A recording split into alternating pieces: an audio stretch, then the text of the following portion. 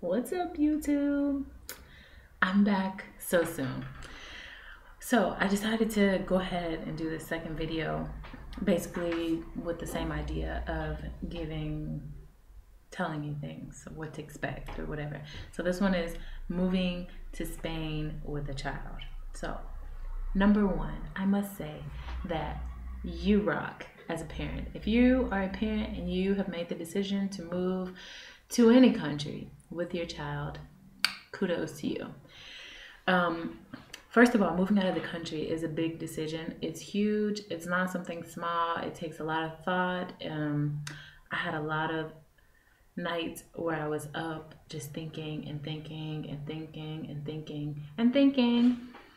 Lost a lot of sleep, but I mean, it's a big decision. You have to think a lot. You have to talk to whoever you talk to, your support network. In my case, it was my husband, my mom, my really close friend, Sarah, my grandmother, my father, the whole shebang. So, um, you rock. If you are a parent and you're traveling to a foreign country with your child alone, naturally, the people that love you are going to have one of two responses. Either they're going to tell you, yes, woohoo, you go, or no, you're crazy. I have both because, for one, I'm married. So, of course, the response, like from my parents and my grandparents, were, you shouldn't leave your husband for that long. It's not good for your marriage. And I'm like, hey, I already know that, but thanks. On the other hand, for example, my friend Sarah was, oh my gosh, go, go, go. Why are you still here? Like, leave. What are you doing? Like, go. And I'm thankful for her because that's the same advice I would give to anyone. Go. Because at the end of the day, it's your decision and it's a great experience for you and for your child. So even if you have a bad experience, in the end, you're going to gain something out of this experience. So go. But you rock. That's the first thing. So pat yourself on the back, all you parents out there taking your children to a foreign country. You rock. So here we are, number two.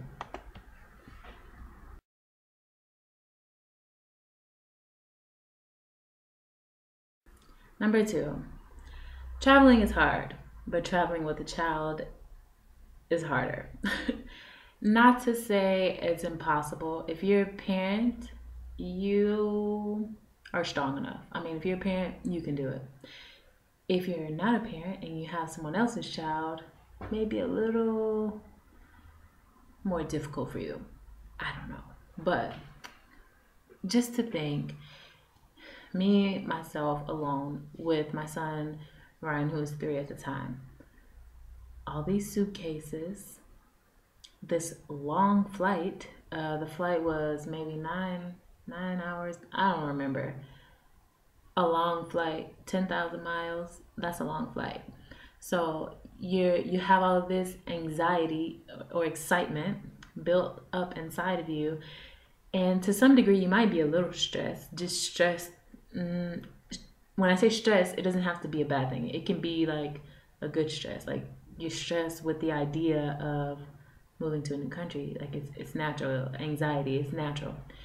So you have that, and you have this little human that is with you that you have to care for and pretty much be responsible for 24/7.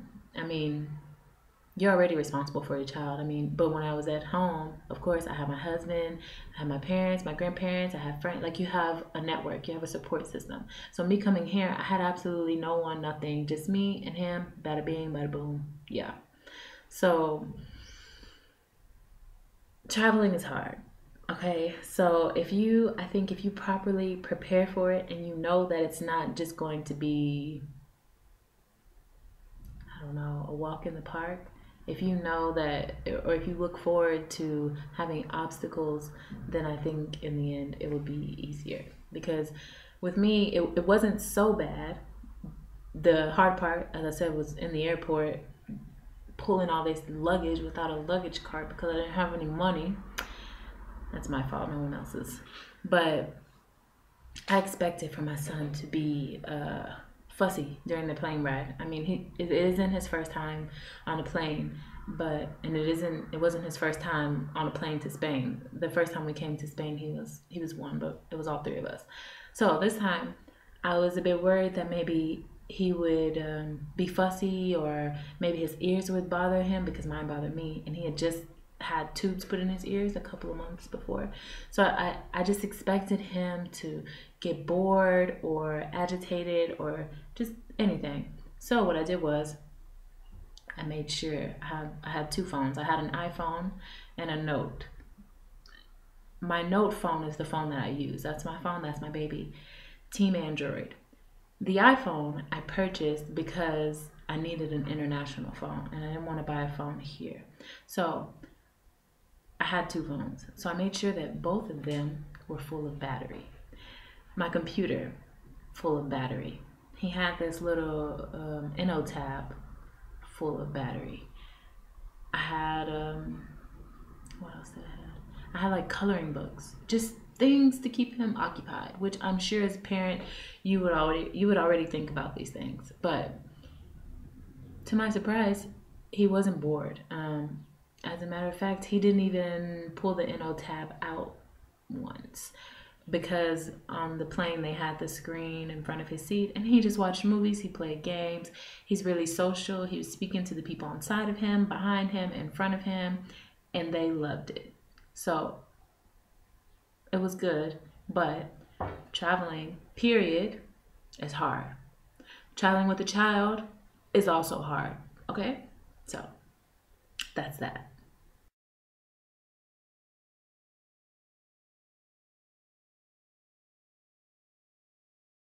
Number three, children are everything. And what I mean by that is Spain, one of the things that I like about this country is that they value family. Children are important. That's part of the reason why I'm here doing this program, the language assistant program. Basically, they're investing money in native English speakers from Australia, Canada, the UK, the United States, whatever. They're investing in bringing these native speakers to their little country and putting them in all these schools in the different regions to help the children become bilingual, or help them learn English better, or help their ears adjust to a native tongue, which in my opinion is great. It's smart. Kudos to you, Spain. I mean, Spain has their own problems, but that I think it's great. And I wish that in our country, in the United States, that they valued the importance of being bilingual in that way. So for example, me in Texas, we have a lot of people from like different countries in the South, like Central America, South America, and for example, native Spanish speakers, they're already native Spanish speakers. So when they go to the school, they learn English and they become bilingual. But I haven't seen anything for people who are native English speakers, programs to help them become bilingual. And so I think that would be something that's really great for us to have in Texas. I love children as well. Obviously, hopefully, I love children. I'm really passionate about being a mother, and that's another one of the reasons why I came here, is because I knew I would have so much time on my hands to be able to spend with my son, and just something I don't think I could have had at home in the States. Time is not something that I really had. I was busy all the time. I didn't like that, but here. I mean, I have my job, but it doesn't take a lot of my time at all. And so I spend so much time with my son, and I love it. So they love children here. Children are everything. So if you're worried that maybe they aren't open to children, like in my opinion, people are in the States, relax. They love children. And what I mean by that is, for example, if you have a child, my opinion is that it's not something that's positive in the States. Here, however, I think that it is. Like, there are so many family friendly activities. There are parks everywhere, and parks where children actually go to play. Like, they aren't just parks that are abandoned and maybe you might see children playing there. Like, no, these parks are utilized every day, all day. Like, all day during, like, from, for example, on the weekend, all day from morning to the evening. And during the evening, that's when the high school kids go to the park. They don't play, they go to make out, which is gross, but whatever. The parks are used. um my son, he's a good child. However, I really think he's really being influenced here in Spain. What I mean by that is, for example, I just took him to the doctor yesterday because he has a rash. And when I took him to the doctor, he asked the doctor, do you have like a sucker for me? And she's like, oh, I don't, I'm sorry. And he's like, well, can I have a sticker? And then she was like, I don't have a sticker. So, but she gave him one of those sticky things that you put on the body. Like if you're doing an EKG, those little sticky things that they put on you. She gave him that, which is cute. And then when you went to the pharmacy, he said, oh, he just woke up. Oh, wow, that's fine. So we went to the pharmacy. He's like, do you have a sucker for me? Come in. He's like, do you have a sucker for me? And they're like, yeah. I like it, but I don't like it. Even walking on the street, like there have been people, just random people, giving him things. Like someone gave him a toy one time. When we go to the grocery store, the owners or people working, they're always giving this boy stuff. Like we went to the fruit shop to buy fruit, and he was like, he told him, pick out anything that you want. It's yours. You can have it. And I'm like, stop spoiling him. Walking on the street, people always, like I said, they want to touch your hair. You know, they always touch his head and just talk to him. And I feel like in the States they don't do that. And you're trained, don't talk to strangers. Okay, I teach him that, don't talk to strangers. But here it's just not like that. Like just random people will talk to your child, give your child things. I mean, in the beginning I didn't like that. It's like, don't talk to him, don't give him stuff. Like, you need to ask me, I'm his mom. Like, what are you doing? But they love kids here, so don't think that this is a anti-child country, because it's not. They encourage family here. For example, I'm on a volleyball team, and I thought that I wouldn't be able to participate on the team because I have a child. No, come play with us and bring your son too. And he is really a part of the team. Like, these girls love him. The coach loves him. He comes to practice with me, and the girls, they spoil him. Like, they kiss all over him. They write, all the girls. What's his name? Elena, Marta, Gloria, Lucia. No. What's his name? What's whose name? He just likes to talk. He's a boy. What's his name? No idea. But they love him. And if I don't bring him, they're like, where is he? Like, they don't want to see me, they want to see him. Where is he? If he's sick, they're always calling, checking on him. Come see him. There's one friend, she comes and she just visits him, and just to hug him and kiss him, and it's just, it's a good thing. Okay, even at work they ask about him. And I feel like in the States it's not like that. I mean, I have friends who have kids, and of course we talk about our kids, but my friends who don't have kids, well, no, my friends do ask about my child, but people who don't have kids don't really ask me about my child.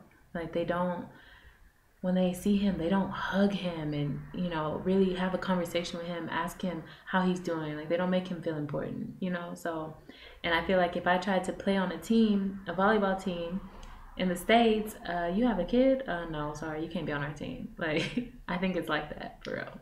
So they love kids, relax, everything's family friendly. Of course, if you get with other language assistants from the States who don't have kids, they might not be so family friendly because a lot of people come to Spain to party. That wasn't my case. Actually, I don't like partying. Okay? So that's that. Children are everything.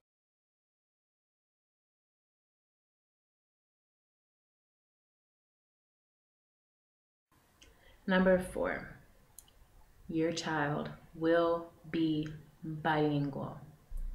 I repeat, your child will be bilingual unless you enroll your child in an English school, which is silly, I think. Um, Children, as you all know, children pick up languages much faster than adults. My son, I think he was speaking Spanish within maybe 2 months. Of course, it wasn't perfect. It's still not perfect now, but he could communicate with 2 months.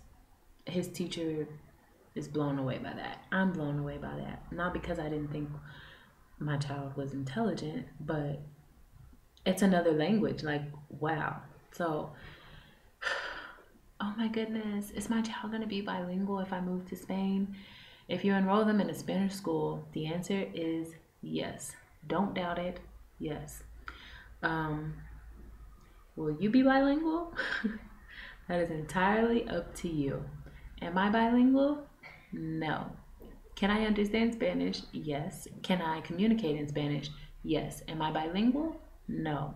However, that is because I choose not to engage too much with Spanish people. Not because I don't like them, but because Spanish makes my head hurt, literally. And I don't want to feel stress or anything negative behind Spanish. So if I'm forcing myself to learn more or to try to become bilingual, it's going to make my head hurt and I'm going to think negatively about it. So the way that I'm learning is not by studying in a book, not by absolutely immersing myself and just making me hear Spanish all the time because my head will explode. But, for example, my son's best friend is Spanish. His mom doesn't speak English. We're stuck together like every day because the kids want to be together every day. And that's how I speak Spanish. Okay? I do know people, let's see, one, two, three people from here that speak English and they're my translators. So if someone says something to me by writing, and I don't understand, I ask my translators. Also, me being in volleyball is another thing because the girls don't speak English. There were 2 or 3 who have English knowledge and could translate more or less, but after a while they just stop translating for you. And you don't want to keep asking like, hey, what did she say? But now recently we just got another American girl and she is my official translator. So your child will be bilingual. You, however, that's up to you.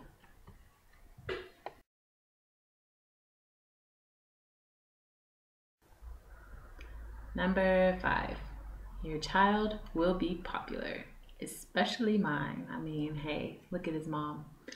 Just kidding. So, my son is very popular. When we walk on the street, there are people who literally come up to him and say, hi, hey, and they know his name. And I'm like, who are you? Kid is popular. For one, he's black. He's the only black kid in his class. In the entire 3-year-old section of school. He's the only black one. Second, so that makes him different. Second is he speaks English. He's the only one in his class who speaks English. So what the parents do, they say, oh, little Maria, it's a popular one. Maria, go play with him because he speaks English. And if you're his friend, you can learn English. And they program that in the kids' heads. And they really like play with him to try to learn English. I don't care. It's cool.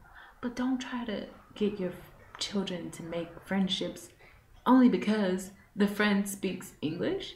That's not how you gain relationships. That's terrible. So he's really popular. People who are practicing English, adults for example, they'll try to talk to him in English, but sometimes I think if he picks up on the fact that they don't really speak English, he'll just switch to Spanish now. So, oops. So, your child will be popular. Even if your child isn't black, your child is going to be popular just because they speak English and they're from wherever. In my case, we're from the United States. And the United States is like, ooh, the United States. Seriously. So, your kid will be popular.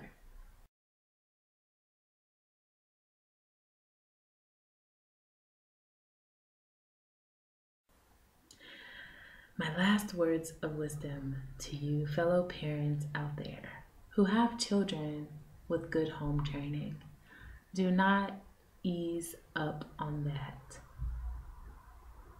A moment of silence. Okay. I'm sure eventually I will make a video speaking about the behavior of Spanish children. It's not to say that that's the wrong way and to have well-behaved children is the right way. For me, I prefer my son be extremely respectful and extremely well-behaved.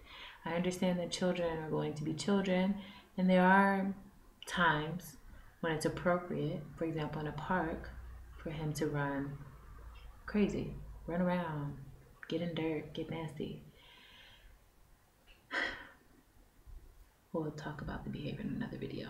But I'm saying to you, I don't know where you're from, but if you come from where I come from and children are raised the way I was raised, don't stop that.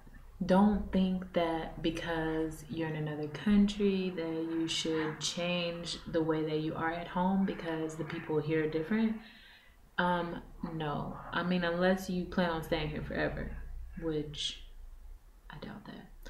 So, do not, no.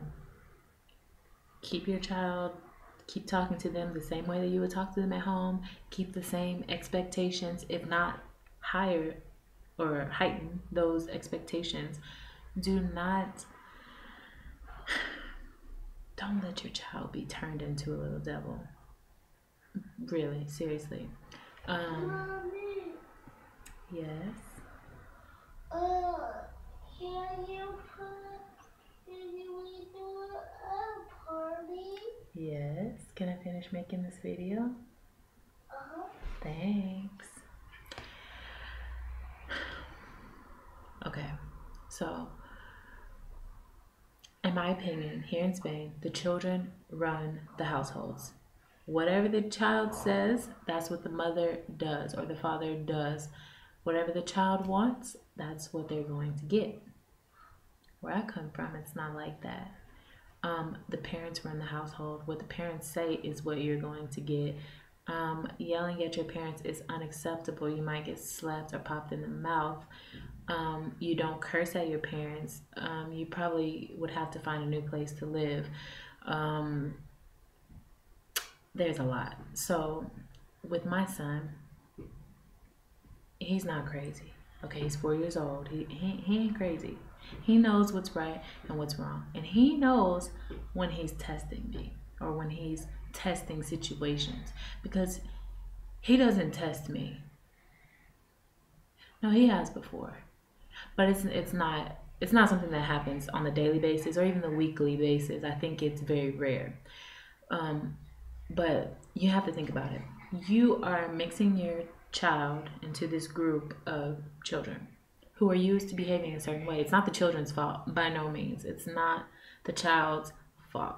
They learn to behave that way from someone. And okay, you're mixing your child with these children who behave a different type of way. So you have to make sure that your child knows that just because they act that way, you ain't about to come in my house acting like that. So, or you're not going to be in my presence acting like that. And I bet not hear from anybody that you have been acting like that.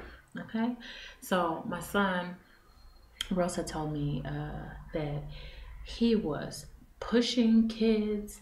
He would yell um, at people, like at other kids. I mean, my son is loud because I'm loud. We're just a loud family, but we don't do that to people. Like, we don't just yell at people. No, we don't do that. So she told me he was yelling. When she tells him to sit down, he doesn't do it. He walks away. And when she was telling me this, like, jaw was dropped. Like, my child, my child. Okay, okay. You know when your mom is like, oh, okay, come on, let's go home. So when I picked him up, I took him home. I dealt with him, and let's just say that now she's like, wow, I don't know what you did, but it's working. And another thing is, I think that maybe, I don't know, I don't know. But I think that maybe she might sugarcoat some things now because she knows that I'm strict on him. And so she doesn't want to tell me everything that he does because she doesn't want him to get in trouble. Because she says things like, okay, he pushed the kid today, but he's really, really a good child. And I'm like, good children don't push or hit or yell or do any of the things that you're saying that he has done. So don't make him think that that's acceptable, that that's what good children do. I mean, yes, I think he's a good child and he had a moment there, but tell me, keep communicating that with me so that I can know, so that I can do what I have to do at home, you know.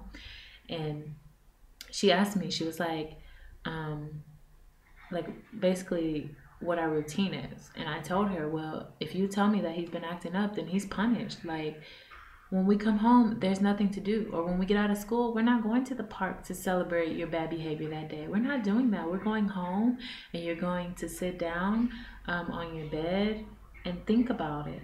You're just going to think. That's all you can really do is just think. And then maybe you can sit down at your little desk and, I don't know, maybe write your name 100 times if you can. But we're not doing anything fun.